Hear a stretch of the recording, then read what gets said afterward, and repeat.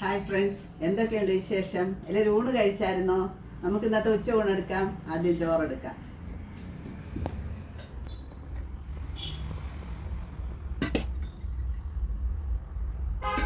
പയർ തോരൻ വെച്ചിട്ടുണ്ട്, അത് വയ്ക്കാം.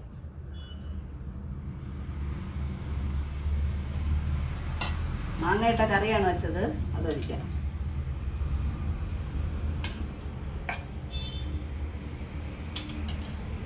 ഫ്രൈ ചെയ്ത കൊഴിയാള മീനുണ്ട്, അത് വയ്ക്കാം. ക്ലാത്തി മീൻ കൂട്ടാൻ വെച്ചതുണ്ട്, അത് വയ്ക്കാം.